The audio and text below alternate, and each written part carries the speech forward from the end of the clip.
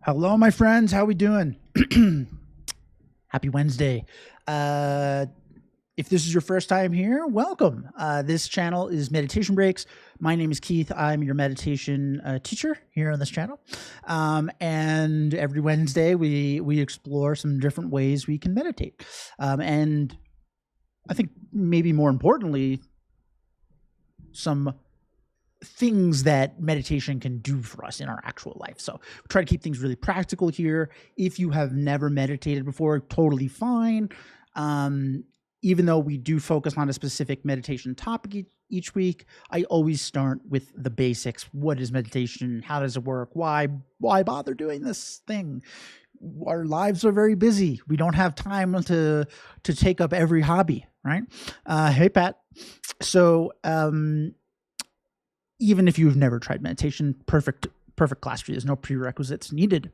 Okay, so for today, we're going to, as I said, we're going to start with a brief introduction to meditation. We'll talk a little bit about what it is, how it works, all that. And then we will do a short meditation together. It'll be a breathing meditation. Maybe you've heard of that before, and it's going to be pretty short. So maybe you're like, hey, I don't know. I thought maybe you got to sit there for an hour, thinking about nothing or something like that. No. So it's going to be short, just to kind of get everybody a little used to what is it like to meditate.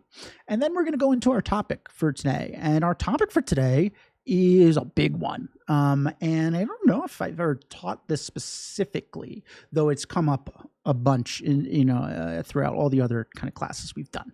And that is looking at the idea of wisdom. What is wisdom? Where does it come from? How can we cultivate it?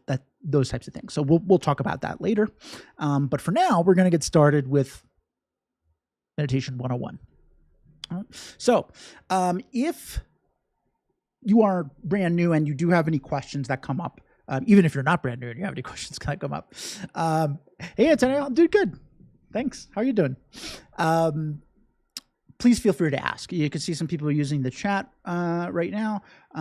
If any question comes up while we're talking or whatnot, that's your best avenue to get a question answered, and I'll do it to the best of my ability.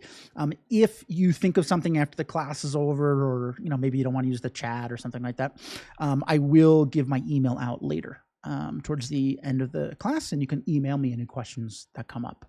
All right. Cool. Okay, so what is this meditation thing? All right. So right away we think about somebody sitting on the floor, their legs crossed, their legs are crossed in like a position that we're like that. I don't think my body can do that. So this is our generic image of meditation, and it is a way to meditate. You can meditate sitting on the floor with your eyes closed and focusing on your breath and whatnot. But this is only one of seemingly infinite ways that you can meditate, right? So sometimes we think, well, in order for me to actually be meditating, I have to do exactly that. Sit on the floor, my eyes closed, not get distracted. But there's a more kind of, I think, applicable definition for meditation, because it's not reserved for just one seating position and whatnot. So the new definition that I would like you to take with you is meditation is a technique that you use to train your mind to become really familiar with something, which is maybe not that helpful of a definition, because we don't think of our mind as becoming familiar with things, even though that's its main job.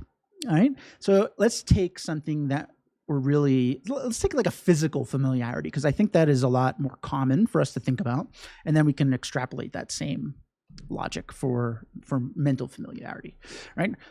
So driving a car, right? Most of you probably can drive a car or riding a bike, like whatever, doing an activity like that. At first, extremely difficult, right? We had to take like a test. We had to learn. If it was a bike, we had training wheels. And, the first time we try to ride a bike or drive, like, it don't go so well. We're not naturals, right? And so it took a lot of effort, a lot of mental commitment, a lot of practice, right? Familiarity to turn something that was pretty difficult into second nature, right? If we think about, we've been riding a bike since we're a kid. Now it's pretty easy to do that, right? Maybe you see people ride with no hands and all that fancy stuff, right?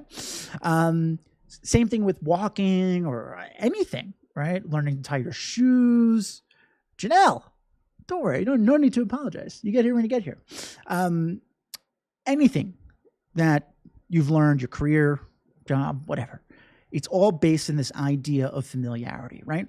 And really the output that the more familiar you become with something, the more easily it goes. Right? You don't have to try as hard, put as much effort into it happening, right? We don't have to really put a lot of effort into walking. But when we were a kid, a lot of effort, right? So this is our superpower. As humans, we have the ability to learn, the ability to familiarize our body with things and our mind.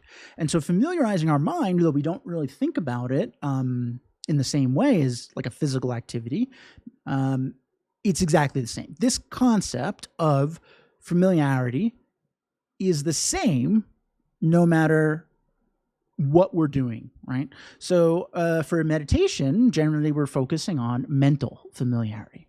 So let's think about relaxing, since that is primarily why most people get into meditation, for great reason, great way to relax.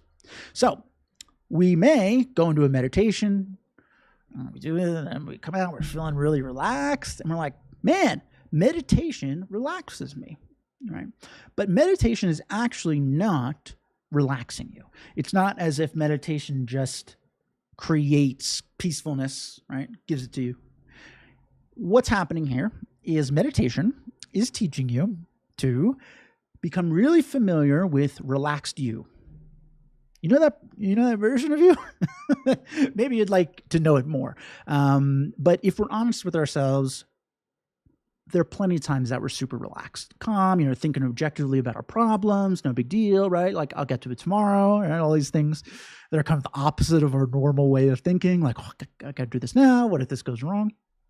So there is a version of you that shows up from time to time that is naturally very peaceful and relaxed, and it's awesome, right? You're like, I would like that part to just kind of be the default, right?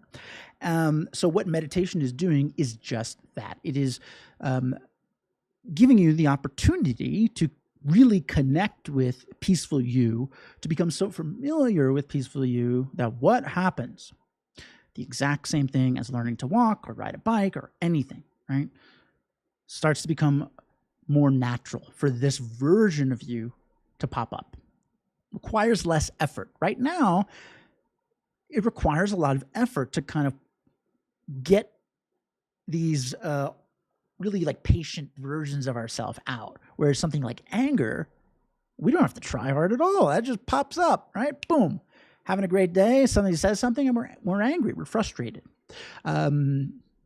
It's purely because our mind has had a lot of practice getting frustrated. So when those situations come up, mind's like, I got it from here. I know exactly what to do. I'm going to get annoyed. Right? So this concept of familiarity is super important for our life, like independent of meditation, right? What meditation is just a really great tool for starting to choose what we want our mind to become familiar with, right? Because our mind is very powerful, and left to its own devices, it is kind of like confused as to what to focus on, right? It's like, oh, I'm going to worry about work, and then I'm going to worry about this, and then I hear a sound. What's that sound, right? So we're constantly being bombarded with stimuli and thought, and our mind is trying to handle all of it, right? So it can't really become an expert at any of them because it's all over the place. So what we're going to do together is learn how to start to dictate what we want our mind to focus on, right? And so this is called meditation, or if you want to get fancy single-pointed concentration, which is what it sounds like, right? We're single-pointedly concentrating or focusing or thinking about something, right? A thing. So for breathing meditation, we are single-pointedly concentrating on our breath, right? Sometimes people do walking meditation. We're single-pointedly concentrating on walking, right? So you can start to see already that what qualifies as meditation is maybe more expansive than we think, like on the surface level. We don't have to sit down and do that, even though it is a good thing to practice because it teaches you something super important. And that's why we're going to start with a traditional breathing meditation together. What traditional breathing meditation teaches you is, hey, I don't really need that much stuff in order to do this, right? I don't need to go to a lake or a mountaintop or leave my friends for a month and have some sort of retreat. We don't need to do any of that. All we need is just a little bit of patience and our breath, right? A little bit of time for ourselves, and we can start to hone this skill. We can start to hone the skill of dictating where our focus is. So we can teach our mind to be familiar with what we want it to be familiar with. Awesome, right? So we're going to get started doing that by learning how to do breathing meditation. And if you have never done breathing meditation before, from like a purely instructional standpoint, it's pretty straightforward. There's 3 steps.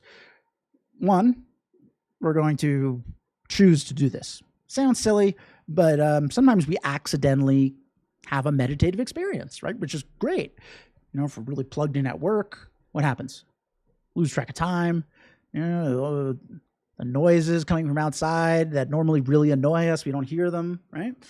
We're like in the zone or flow state or whatever, right? So that's great.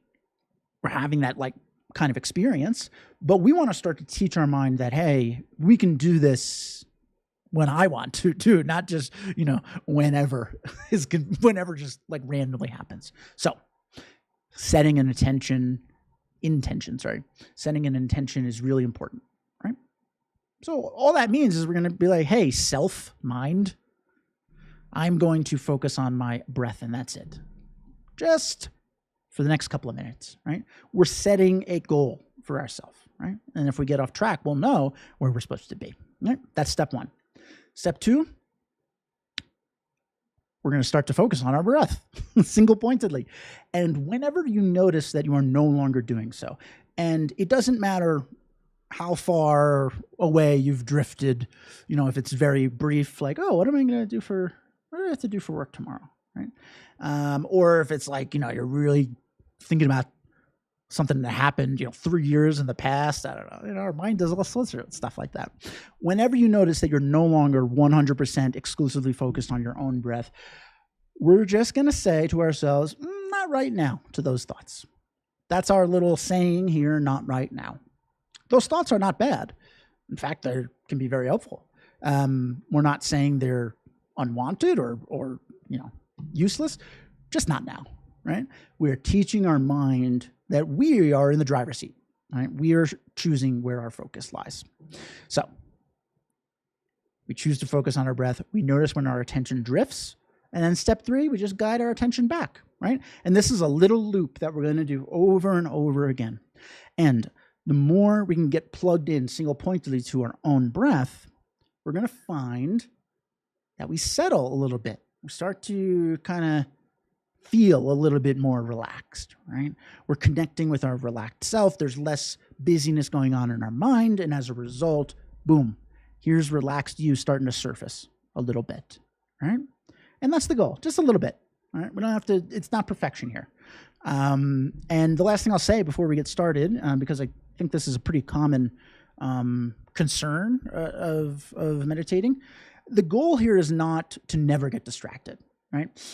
It's not like, oh, I got distracted. I wasn't meditating there. This practice, this like little loop, choosing to focus on our breath single-pointedly, noticing when our attention drifts, bringing it back. That is meditation. That is the practice. Right? So don't worry about how many times you get distracted. We're just worrying about noticing, getting back on track. Right? Tom! Oh, it's so good to hear from you. New knees are a year old today. They're doing great. Oh, that's amazing. I'm so glad to hear that, Tom. Oh, man. Wow. That's really great news.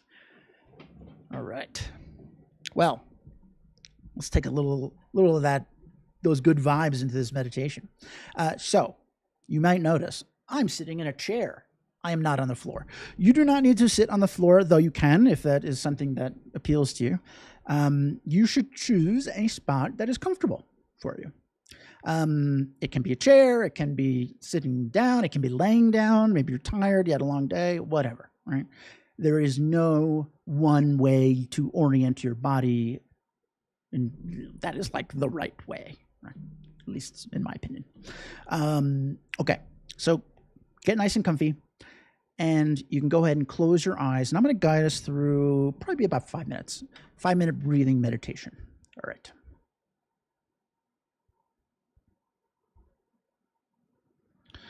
Whenever we start a meditation, first things first, take a moment and check in with yourself.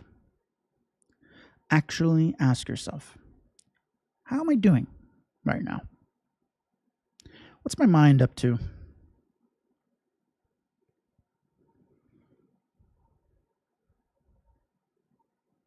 Whatever it is, whatever you're feeling, is perfectly fine. Doesn't matter if you're feeling tired or energetic or happy or sad. We are not doing anything about it. We are just noticing. We're practicing becoming familiar with checking in on ourselves. A really important skill.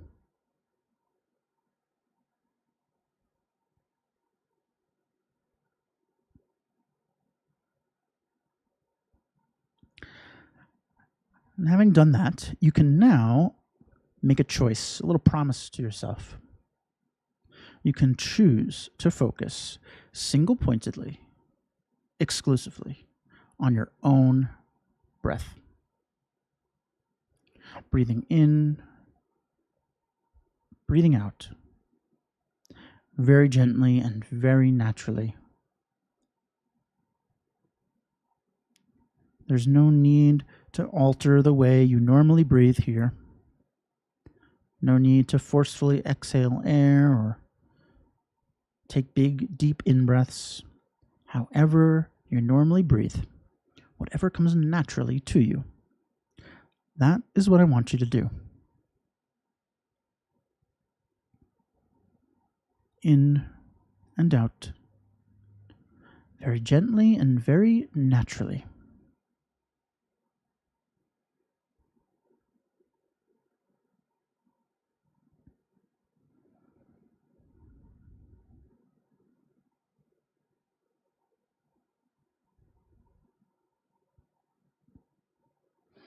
At some point, you will undoubtedly notice your attention drifts. This is totally normal. Your mind wants to think that's what it does. Whenever you notice that your attention is no longer exclusively on your own breath, be it thinking about something you have to do later, something that happened earlier, whatever it is, we're just going to say not right now to those thoughts. Imagine yourself putting them aside and then purposefully guide your attention back to your own breath, in and out, very gently, very naturally.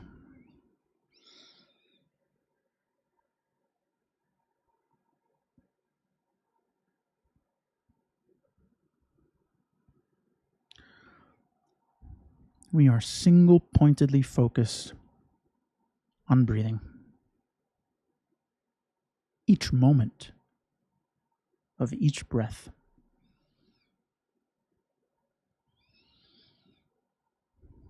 See if you can follow the air. Visualize it making its journey into and out of your body.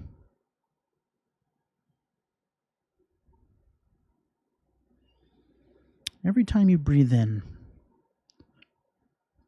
can you visualize that air entering your lungs, filling you with life, energy?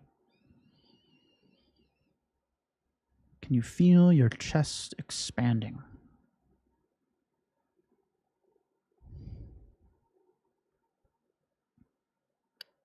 Just imagine it.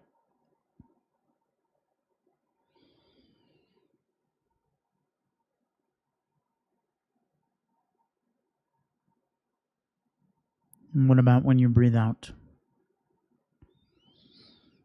Can you follow the air as it journeys from your lungs out back into the atmosphere?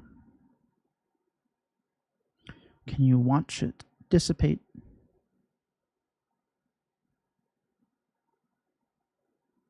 Just imagine it.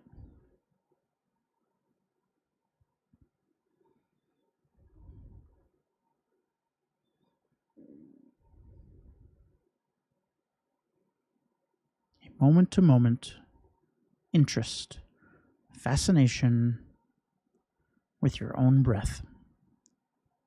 Breathing in, breathing out. Very gently and very naturally.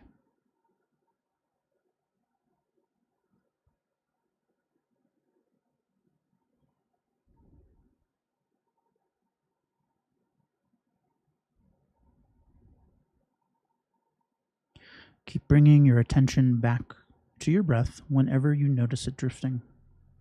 It doesn't matter how many times you need to do this.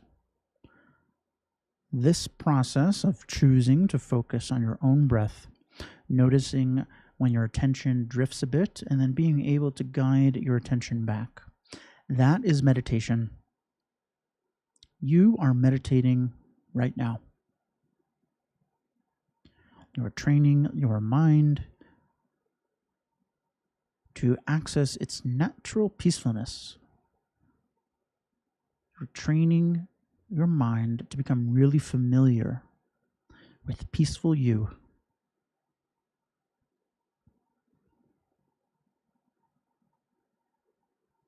You're training your mind to focus on what you want to focus on. And right now, the only thing that you want to focus on is breathing in and breathing out. Very gently, very naturally.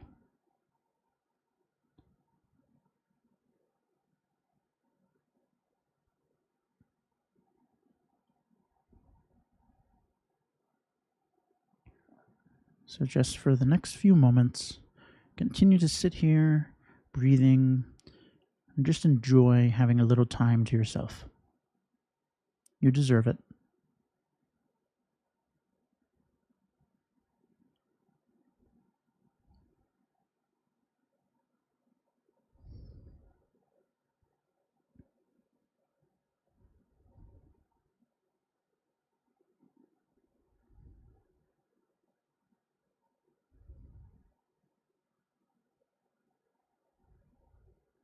Okay, whenever you're ready, you can open your eyes.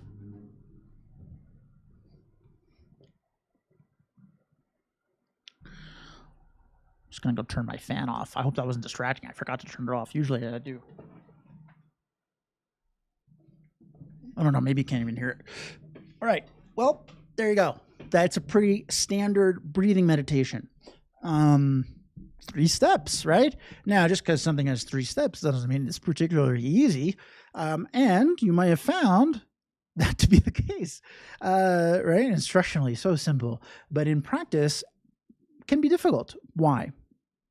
Is it because you're not good at meditating? You're not capable, right? No, it's not like some people are good and some people are not. The only thing here is what? Familiarity, right? Meditation is just like anything else. First time you rode a bike, didn't go well. right? First time you meditated, might be just pretty distracted, right? But over time with practice, this is going to become more normal, right? And that's kind of what we're after. We're just going to try to normalize this a little bit because our mind right now puts up a little resistance. It's like, hey, the heck do you think you're doing focusing on one thing? What a waste of time. I focus on 1 million things, right? Which is great for getting some worldly tasks done, but isn't the best for being super peaceful while doing it, right? So we have to teach our mind, hey, not only are we going to do this, but hey, look forward to this, will you? So it's just going to take some practice. That's all. Great job. So that was breathing meditation. If you have any questions on that, you can always, feel free to ask me. But I'm going to move on to our topic for today. And this is a doozy. All right. And this is on the concept of wisdom, right? So this is a very, very, massive part of meditation, like learning meditation, this concept of wisdom, what it is and whatnot. And it's definitely not a one class type thing. But I thought this is like kind of something that I find really interesting about meditation. So I wanted to do a class on it because maybe you will too. So let's start by like looking at this word. Like what is wisdom, right? What does it mean to be wise? Any ideas?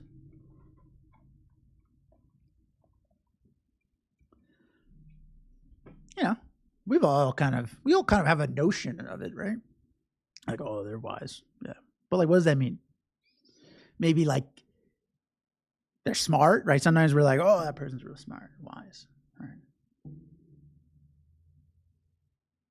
Difference between reality and illusion. Andre, you expert. Yes, that is where we're heading. But like on the surface, we're like, oh, they have a lot of experience, not just to have knowledge. Whoa, Georgette, coming in hot here. Not just to have knowledge, but to know how to use it. Ooh, that is a nice one, right? Think before you talk. Oh, these are all really good. See, I was like, when I was like thinking about it class, I'm like, oh, we'll start like, you guys are going way deeper than I even had assumed.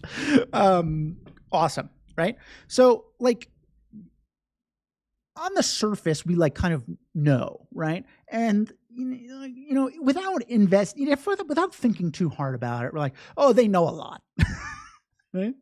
Or like they have a lot of experience doing this, right? Like so they're wise, they've experienced this before, right? So these are kind of like our generic definitions of wisdom.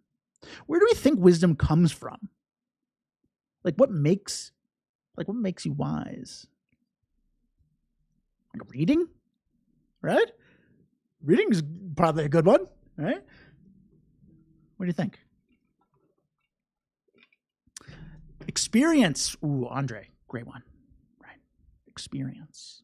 That's a big one. It's probably the biggest life experience. Yeah, right. Life experience. Right. So having good judgment, right? Math. Yes. Right. Learning from mistakes. Ooh, great one. Again, experience. Georgette, age. Now that's an interesting one. Is that always true? Does age always bring wisdom? Not always. Right? Does experience always bring about wisdom? Like if I do this thing for a while, am I wise? Right? Right? What about like intelligence? Right? That's another one that pops up, right? We can be intelligent without like, I don't know, being like really wise, right? Like they're kind of different things, right? Reading experiences, right? An old soul, right? Yeah, that's good. That's a good thing to be called. Oh, this old soul, right? So great answers, right? So this is interesting because we've hit on a couple really important points, right? So first, we all kind of like are in agreement that, experience, like, a little like look before you leap kind of a thing, like maybe looking at things from different perspectives, right? This is like kind of a wisdom, right? This is what we might think of as wisdom, right? Open to learning is a great one, right? And we're also kind of all in the same area about like, where does this come from, right? Like, I like to split it up into two different things: experience and like, I'm calling it like intelligence, but it's not. It's like knowing something intellectually. Like, I've read a book, I didn't know this thing existed, and now I know this thing existed because I've read about it, right? And both of those things, like in combination, are really important for gaining a really big understanding. Whoa, Antonio, passion. I love that one. Oh, that's great. That's deep. I like that. All right. Beautiful. Right. So this is, look, just in the last 3 minutes, like, look at all the different things that have popped up for wisdom, right? Wisdom. I'm going to give you a definition of wisdom that maybe you haven't thought of, and Andre did hit it kind of right on the head there, right? And this is a definition of wisdom that is kind of commonly used in meditation, per se.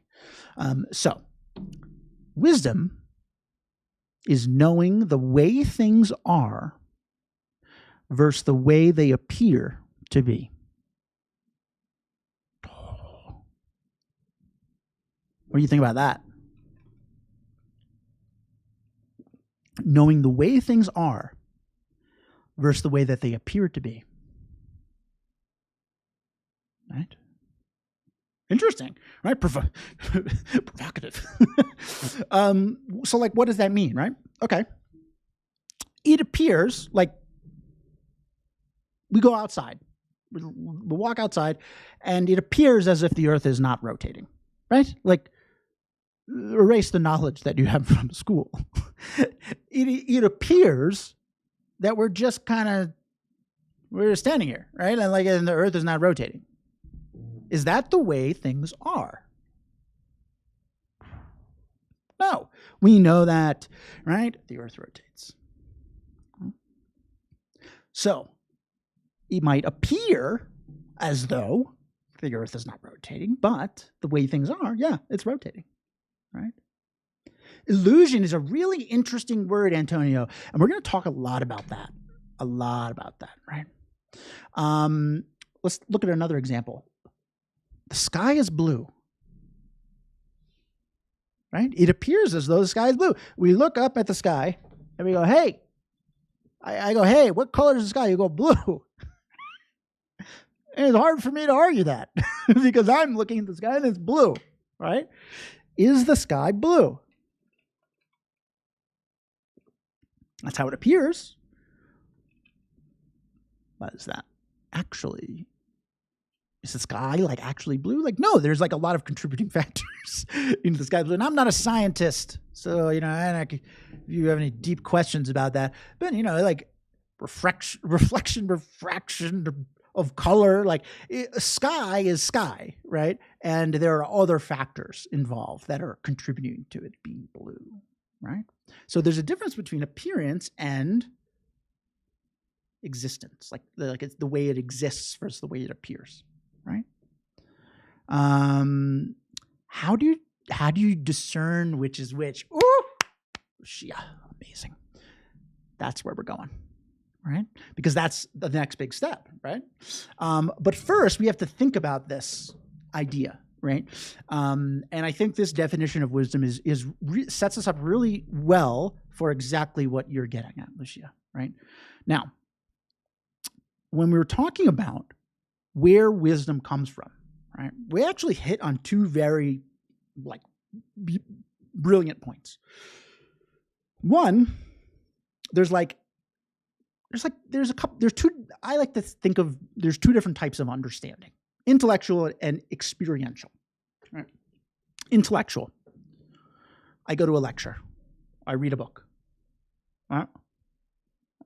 this class is like you're attending this class. Maybe you haven't ever heard of this definition of wisdom before. Now you have an intellectual understanding of this definition of wisdom, right?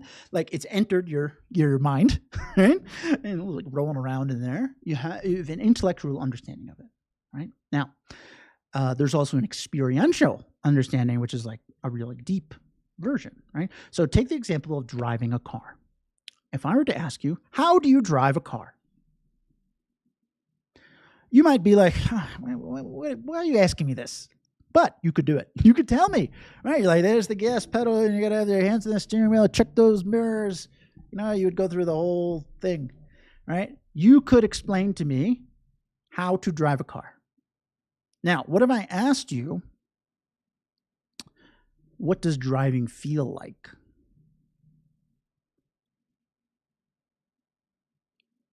That's a harder question to answer, right?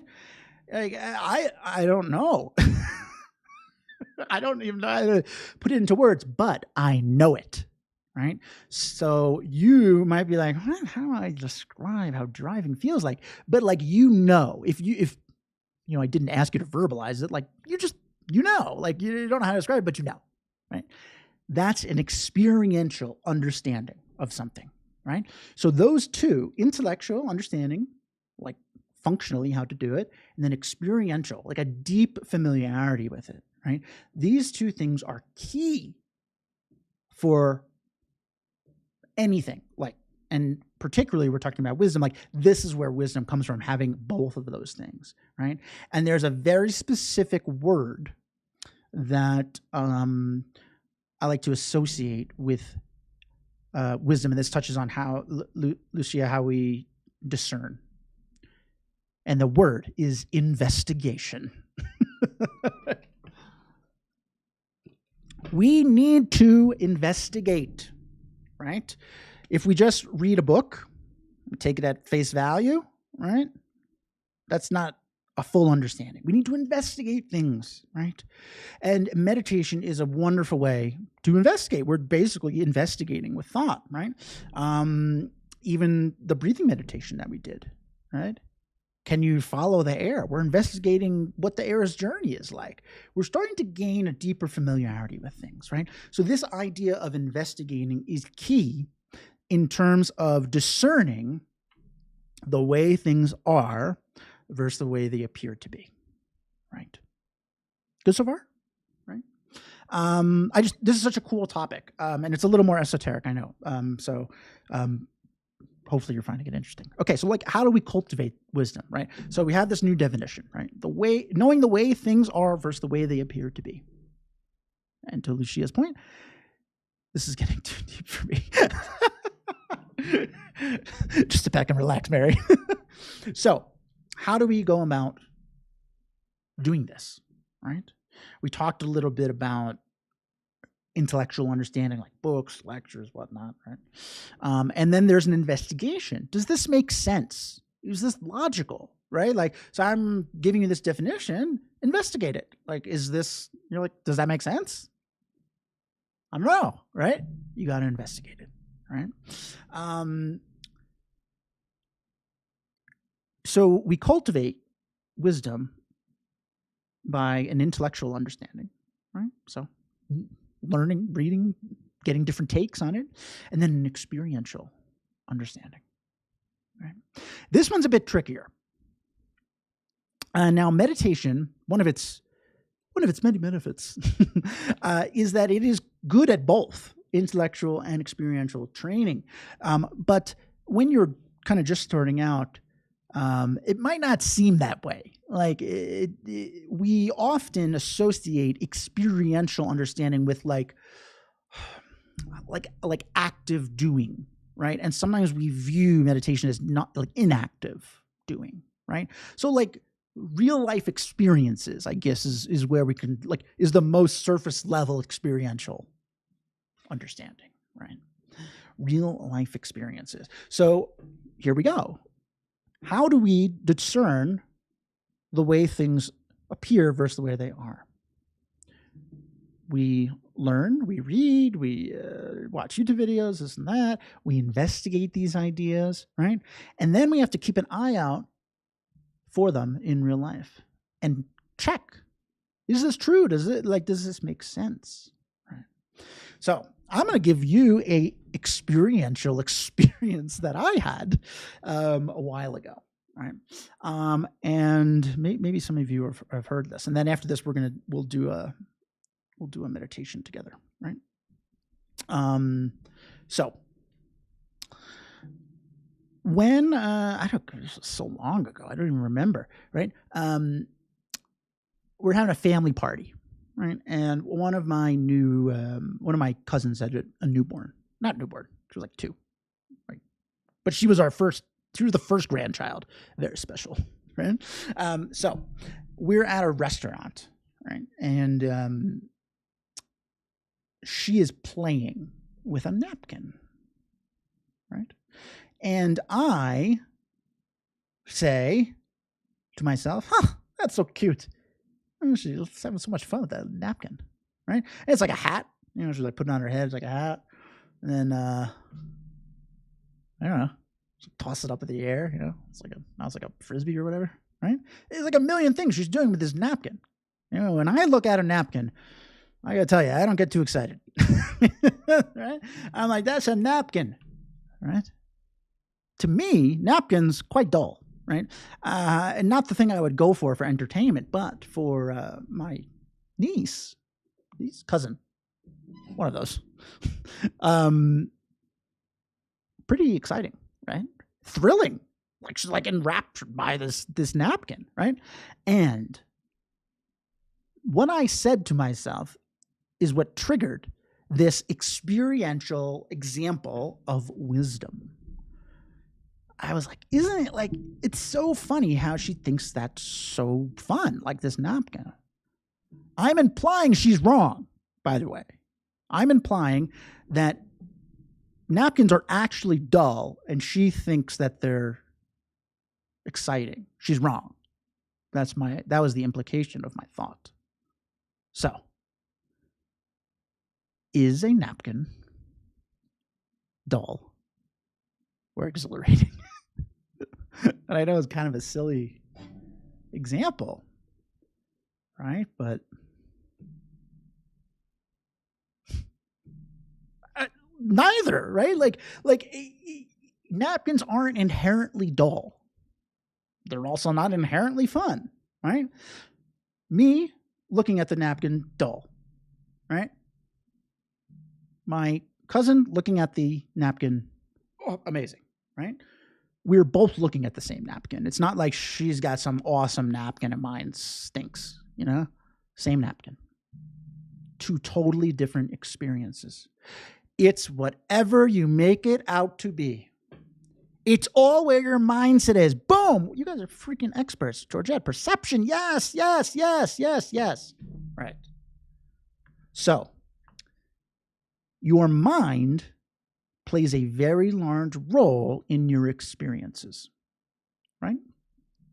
This is a huge dip into the dipping our toes into the pool of wisdom, right?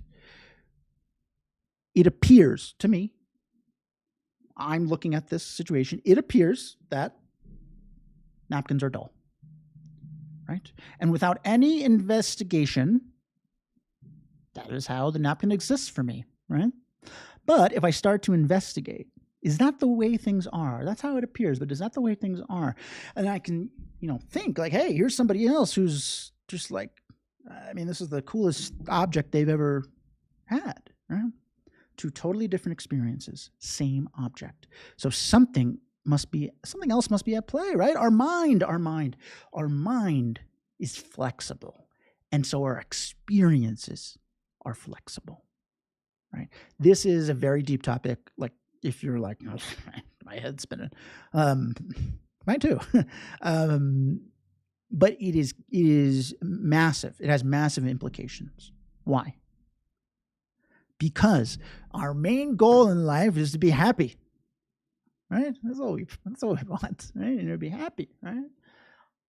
Are we looking in the right spots, right? Are we looking in the right spots? A lot of times we think this activity makes me happy, right? when I do this activity, I'm happy.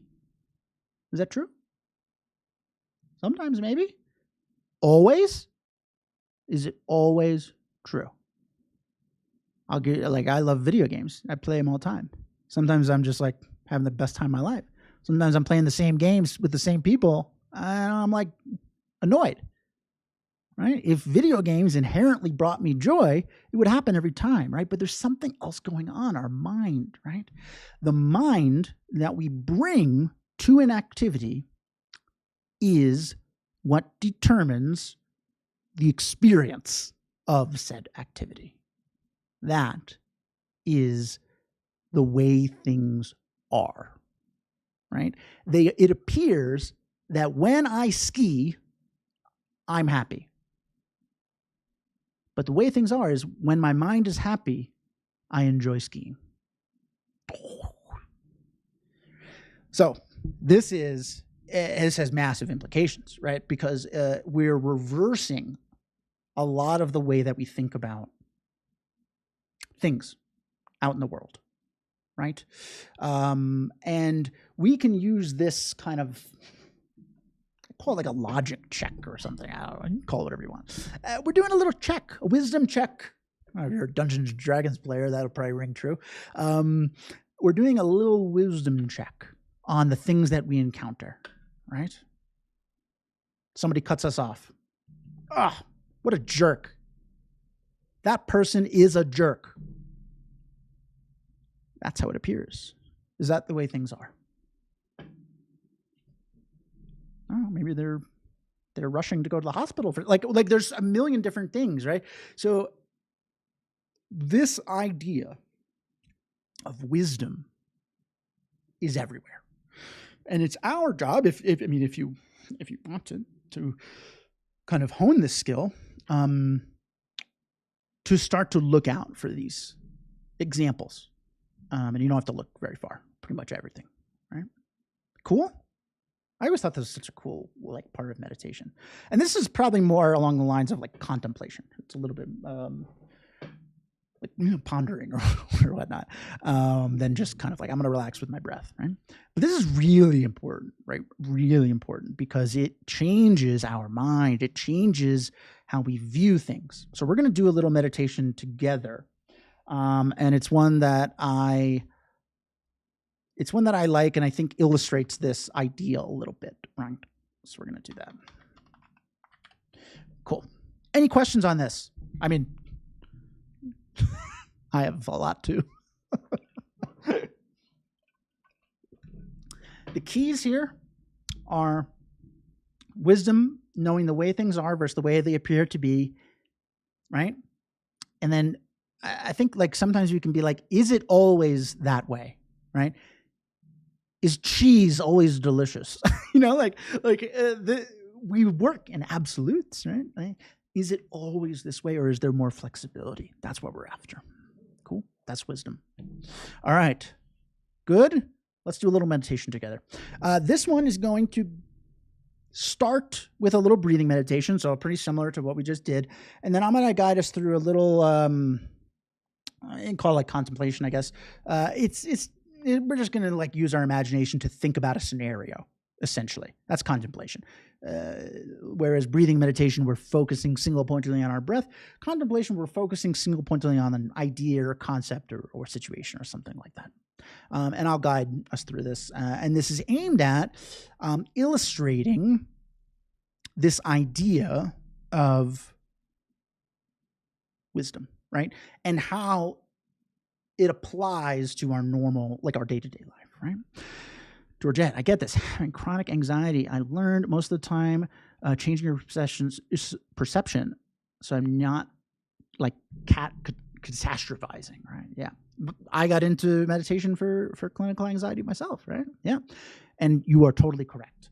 And we did a class on anxiety not too long ago, right? And what were our steps? Like identifying when like it's happening early so we can like, catch the fire before it spreads. Then we're kind of lessening it by relaxing a little bit. And that third step is this, man. That third step is this, right? Anxiety is like like, what if this never goes away, right? Like for me, I like anxiety and itching. Like, what if this never goes away, right? So that's how it appears. It appears it'll never go away. That's how it appears. But the way things are is there's been plenty of times I'm not itching, right? Reality. Yes. Reality. Right. Cool. Awesome. Yeah, you guys are great. This is a tough one. You guys got it. All right. So we're gonna do a little meditation. Get nice and comfy, and we'll see you out there. You can go ahead and close your eyes again.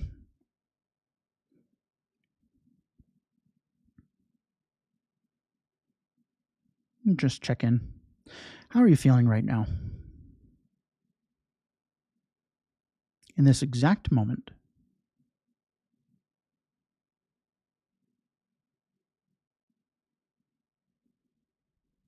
Don't worry about before. Before is done. Only now. How are you feeling?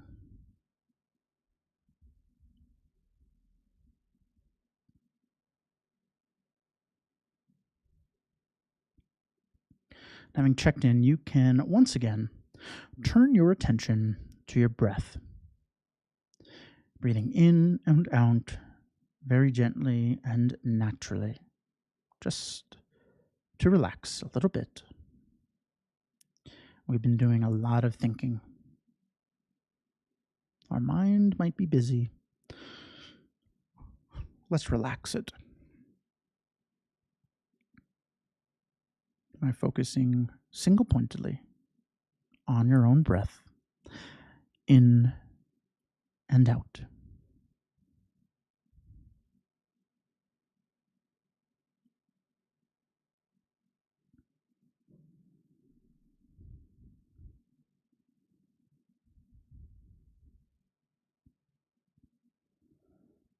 And if you catch your mind drifting, no big deal. We can just say not right now to those thoughts. We'll get to them later. Guide our attention back to breathing in, breathing out, very gently and very naturally.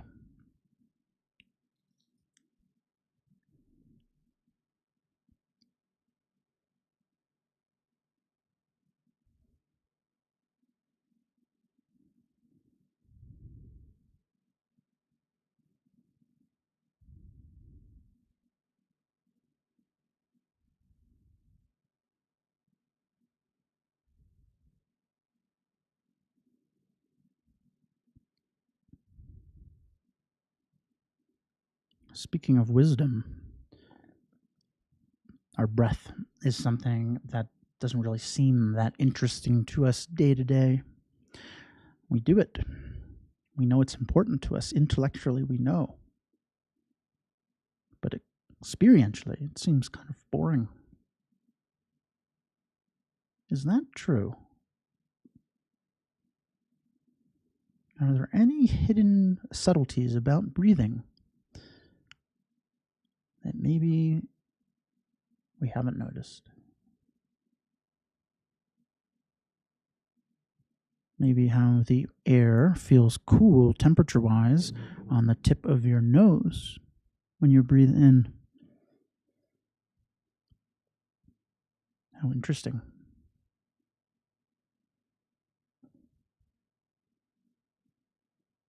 And how that air feels warmer when you breathe out.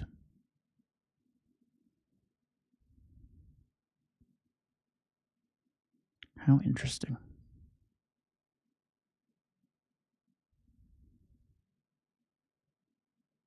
Your chest expanding, contracting, your shoulders rising, falling. So many subtleties to your own breath. Is breathing really so dull, so basic?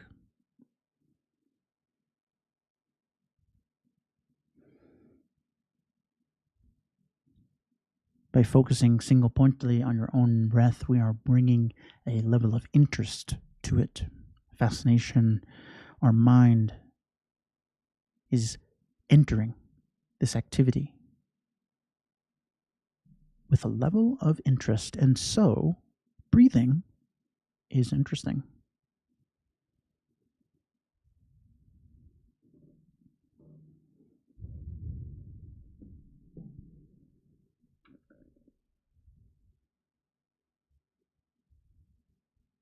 In and out,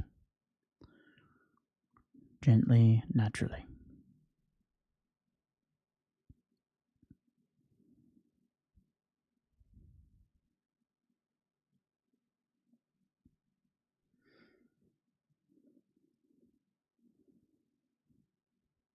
To illustrate some of the things we were talking about today with regards to wisdom,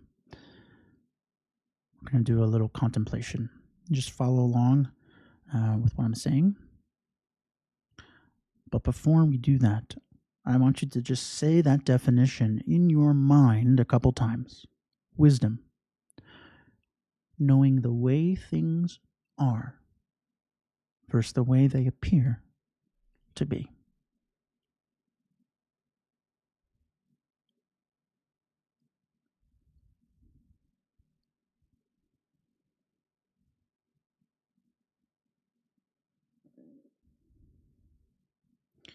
And with that definition firmly in your mind, I'd like you to bring together this scene. Just imagine it. So use your imagination.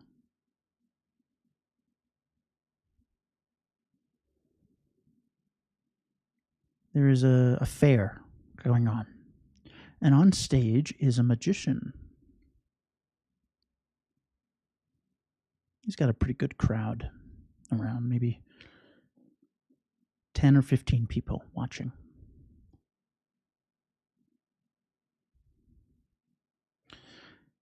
This magician is an illusionist, right? So he creates illusions.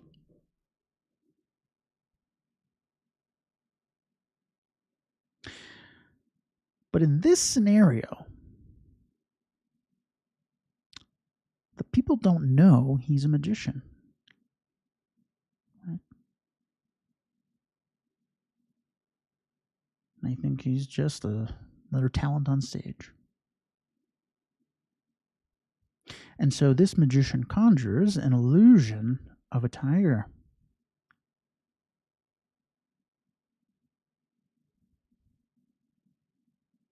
And for the people in the crowd who do not know that this is a magician, do not know that this is an illusion, they react in the way that the tiger appears. It appears that there is a tiger, and so what happens? They run, they scream, they're scared.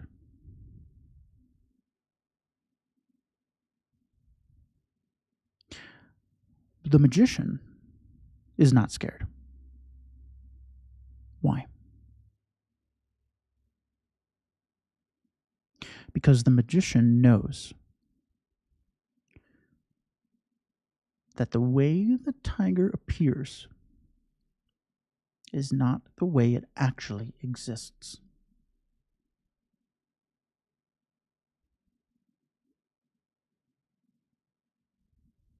Two people looking at the same thing, different experiences.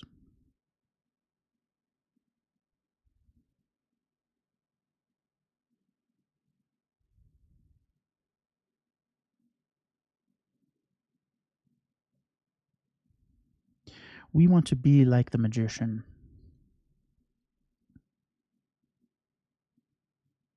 We want to be an investigator.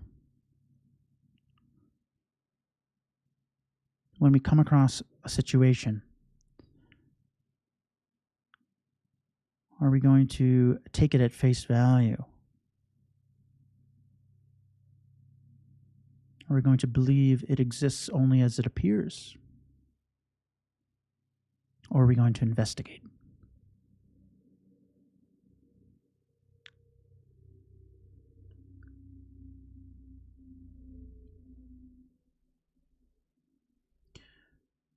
knowing the way things are versus the way they appear to be.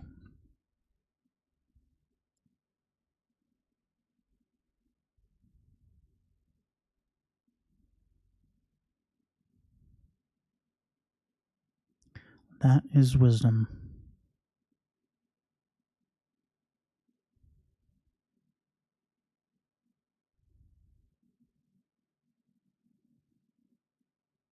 Just sit with that for a little while.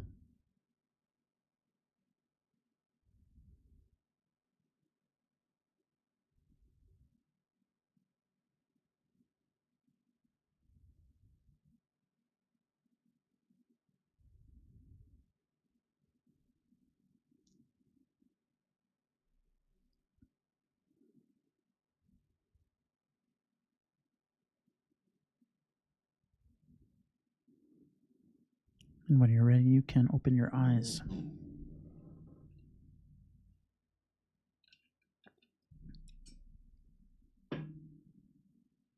Cool. Now, you might be saying like whatever, who cares? like a good example is like, oh, something like you might be really afraid of flying, or and I'm not. We're sitting next to each other on a plane, and like you're terrified. I'm like, oh, look out the window, it's so cool, right?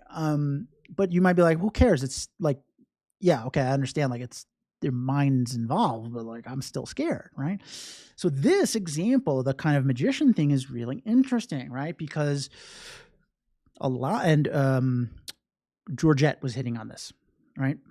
Something like anxiety, like fear. Sometimes we have to check to see, is the fear based in an appearance, or is it based in how things actually are, right? Right. So like there's a lot of different ramifications for this concept of wisdom. And at this point, I just think it's cool to think about, right? So every once in a while you can kind of think about this. And that is the first step into cultivating wisdom, like giving yourself the time and space to actually think about these things. Is the way that this appears the way it actually is? Are there different perspectives, right? I like the one about somebody cutting me off, like on the road, because it's like, oh, the person doesn't care about anyone but themselves. What about if you stand on the edge of a cliff as a life example?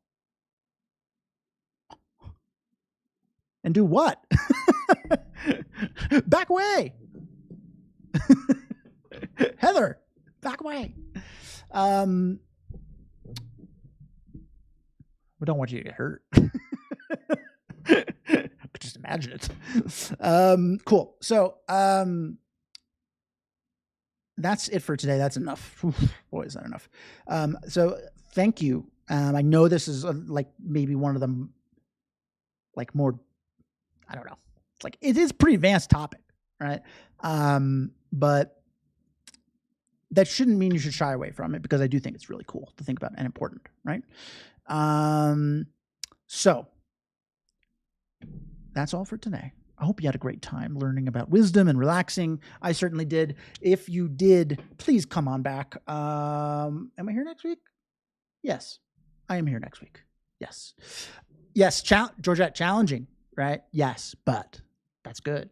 And everyone here had so many like amazing contributions. Thank you. Right. That's why I love the live stream, because everyone has different amazing perspectives on this. Right. Antonio, I'm glad you had a good time. Okay. So come on back next week. If you had a good time. And thank you to anyone who subscribed to my YouTube channel during the live stream, or anyone who chooses to do so later. Really helpful to me. Gives you access to all my videos. And if you want to go look up meditation for sleep, you having trouble sleeping, I got one. I might look a little younger. Did it a while ago.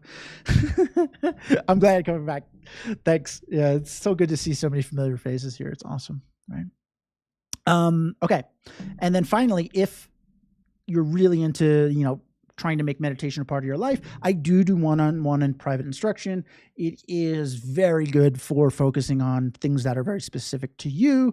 Somebody mentioned anxiety. Like if that's something that you came to learn meditation for anxiety, we can focus on that. So if that is interesting to you, a one-on-one session, or you just have any question at all, you can always email me, keith@meditationbreaks.com.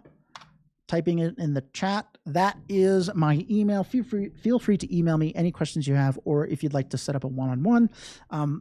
All of my sessions are virtual, unless you happen to be in Colorado area. Then we can do it in person. That'd be fun.